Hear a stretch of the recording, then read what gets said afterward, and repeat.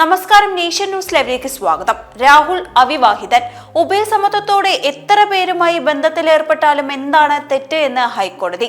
അവിവാഹിതനായ ഒരാൾക്ക് ഒന്നിലധികം സ്ത്രീകളുമായി ലൈംഗിക ബന്ധത്തിലേർപ്പെടുന്നതിൽ നിയമപരമായി എന്താണ് തെറ്റുള്ളത് എന്ന് കേരള ഹൈക്കോടതി. മുൻകൂർ ജാമ്യാപേക്ഷ തള്ളിയ സെഷൻസ് കോടതി ഉത്തരവിനെതിരെ രാഹുൽ മാങ്കൂട്ടത്തിൽ നൽകിയ അപ്പീൽ പരിഗണിക്കവെയാണ് ഹൈക്കോടതിയുടെ പരാമർശം. രാഹുൽ മാങ്കൂട്ടത്തിൽ അവിവാഹിതനാണെന്നും ഉഭയസമ്മതപ്രകാരം അയാൾക്ക് എത്ര ബന്ധങ്ങളും ഉണ്ടാകാം, അതിലെന്താണ് തെറ്റെന്നും കോടതി ചോദിച്ചു. ലൈംഗിക പീഡനവുമായി ബന്ധപ്പെട്ട ഒന്നാം പരാതിയിൽ രാഹുൽ മാങ്കൂട്ടത്തിൽ നൽകിയ മുൻകൂർ ജാമ്യാപേക്ഷ വിധി പറയാൻ കോടതി മാറ്റി. നിലവിലെ കേസ് രജിസ്റ്റർ ചെയ്തതിനു ശേഷം 2 സ്ത്രീകൾ ഇയാൾക്കെതിരെ ബലാത്സംഗ ആരോപണങ്ങൾ ഉന്നയിച്ച് 2 പരാതികൾ കൂടി നൽകിയിട്ടുണ്ട്. ഇതൊരു ക്രിമിനൽ പശ്ചാത്തലമായി കണക്കാക്കണമെന്ന് പ്രോസിക്യൂഷൻ വാദിച്ചതോടെയാണ് കോടതി ചില പരാമർശങ്ങൾ നടത്തിയത്. ജസ്റ്റിസ് കൗസർ എടപ്പകത്തിന്റെ ബെഞ്ചാണ് കേസ് പരിഗണിച്ചത്. ജാമ്യാപേക്ഷ പരിഗണിക്കുമ്പോൾ എഫ്ഐആറുകൾ മുൻകാല ക്രിമിനൽ പശ്ചാത്തലമായി കണക്കാക്കാനാകില്ലെന്ന് കോടതി അഭിപ്രായപ്പെട്ടു.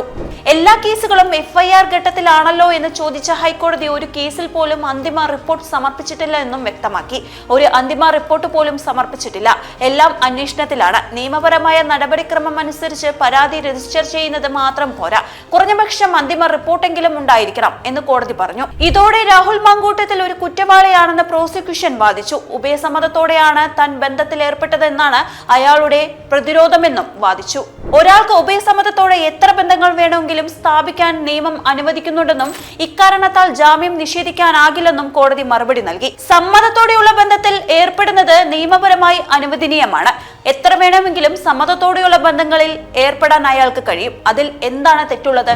അയാൾ വിവാഹിതനല്ല, ധാർമ്മികമായി പോലും തെറ്റില്ല, ഇത് അനുവദനീയമാണ്. നിയമപരമായി വിവാഹിതയായ ഒരാളുമായി പോലും സമ്മതത്തോടെയുള്ള ബന്ധം അനുവദനീയമാണ്. അപ്പോൾ പിന്നെ വിവാഹിതനല്ലാത്ത ഒരാൾക്ക് ഇത്രയധികം ആളുകളുമായി സമ്മതത്തോടെയുള്ള ബന്ധങ്ങളിൽ ഏർപ്പെടുന്നതിൽ എന്തു തെറ്റാണുള്ളത്? കോടതി ചോദിച്ചു. വിശദമായ വാദം കേൾക്കലാണ് ഇന്നലെ ഹൈക്കോടതിയിൽ ഉണ്ടായത്. കേസിലെ പരാതിക്കാർ കടുത്ത സൈബർ ഭീഷണികൾക്ക് വിധേയമായിട്ടുണ്ടെന്ന് പ്രോസിക്യൂഷൻ കോടതിയെ അറിയിച്ചു. രാഹുൽ ഒരു സ്വാധീനമുള്ള വ്യക്തിയും MLAയും ആയതിനാൽ കേസിൽ സ്വാധീനം ചെലുത്താൻ കഴിയുമെന്നും പ്രോസിക്യൂഷൻ വ്യക്തമാക്കി. ലൈംഗിക ബന്ധം പ്രഥമദൃഷ്ട്യാ പരസ്പരം സമ്മതത്തോടെയാണെന്ന് വാക്കാലായി പറഞ്ഞ കോടതി അതേസമയം ഭീഷണി അടക്കമുള്ള കാര്യങ്ങൾ പ്രത്യേകമായി കാണണമെന്നും വ്യക്തമാക്കി. തുടക്കത്തിൽ ബന്ധം സമ്മതത്തോടെയായിരുന്നുവെങ്കിലും പിന്നീട് ബലം പ്രയോഗിച്ചുവെന്നതാണ് കോടതി നിരീക്ഷിച്ചു. ബലം പ്രയോഗിച്ചുള്ള ലൈംഗിക പീഡനം നടന്നുവെന്ന ആരോപണത്തിനിടയിലും പരാതിക്കാരി രാഹുലിന്റെ കൂടെ പോയി താമസിച്ചതായും കോടതി എടുത്തു പറഞ്ഞു. പരാതിക്കാരിയുടെ നഗ്നചിത്രങ്ങൾ എടുത്ത് പ്രചരിപ്പിക്കുമെന്ന് ഭീഷണിപ്പെടുത്തിയെന്നും പ്രോസിക്യൂഷൻ വാദത്തിനിടെ ചൂണ്ടിക്കാണിച്ചു. നഗ്ന വീഡിയോ കൈവശം വെക്കുന്നത് മറ്റൊരു കുറ്റമാണെന്നും അത് പ്രത്യേകം പരിഗണിക്കാമെന്നും കോടതി അറിയിച്ചു. രാഹുലിന്റെ നിർബന്ധത്താലാണ് ഗർഭചിത്രം നടത്തിയതെന്നും വാട്സ്ആപ്പ് സന്ദേശങ്ങളുടെ മറ്റ് പശ്ചാത്തലങ്ങൾ ചൂണ്ടിക്കാട്ടി കോടതി വ്യക്തമാക്കി. രാഹുലും പരാതിക്കാരിയും തമ്മിലുള്ള ചാറ്റുകൾ ഹാജരാക്കാനും കോടതി ആവശ്യപ്പെട്ടിട്ടുണ്ട്. അതേസമയം മൂന്നാമത്തെ പരാതിയിൽ നേരത്തെ പത്തനംതിട്ട സെഷൻസ് കോടതി രാഹുലിന് ജാമ്യം അനുവദിച്ചിരുന്നു. രണ്ടാമത്തെ കേസിൽ തിരുവനന്തപുരം സെഷൻ കോടതിയിൽ നിന്ന് മുൻകൂർ ജാമ്യം ലഭിച്ചിട്ടുണ്ട്. ഒന്നാമത്തെ കേസാണ് ഇപ്പോൾ ഹൈക്കോടതിയുടെ പരിഗണനയിലുള്ളത്. വീഡിയോ ഇഷ്ടമായെങ്കിൽ വീഡിയോ ലൈക്ക് ചെയ്യുക, ഷെയർ ചെയ്യുക, സബ്സ്ക്രൈബ് ചെയ്യുക. അടുത്തൊരു വീഡിയോയുമായി നമുക്ക് വീണ്ടും കാണാം. നന്ദി, നമസ്കാരം.